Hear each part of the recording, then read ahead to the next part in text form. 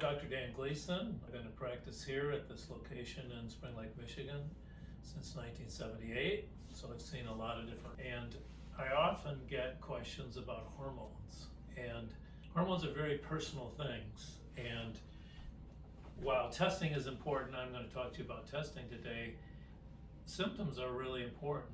The diagnosis, the listening, is really maybe 80% of the diagnosis of figuring out what's the matter. So before we get into testing or even deciding whether to test, it's really important to take a long, careful history and get to know you, get to know what's going on with you. So if it seems indicated where we need to look at reproductive hormones or stress hormones, we often use this test called the Dutch test. Basically, we look at your reproductive hormones, we look at estrogen. There's 3 estrogens basically, almost like the good, the bad, and the ugly. Testosterone, DHEA, cortisol, which circulates or your circadian rhythm. So we test morning, noon, and supper and bedtime so we can see this daytime, nighttime level. And it's important to look at reproductive hormones in relation to adrenal hormones because they communicate with each other. Particularly at menopause, it's when the ovaries kind of pass the baton to the adrenals, so you want to make sure the adrenals are functioning okay. And this test is really important too because it's not only how much of the hormones you make, but how well your body excretes them or gets rid of them.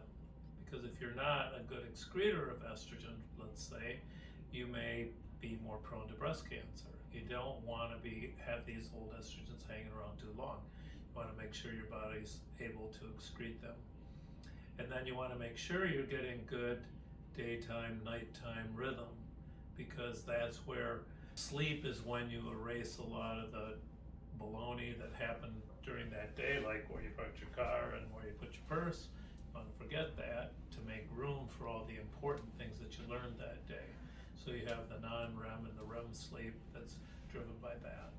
And then blood sugar, blood pressure, awakeness, memory, all of those things are very much related to adrenal function.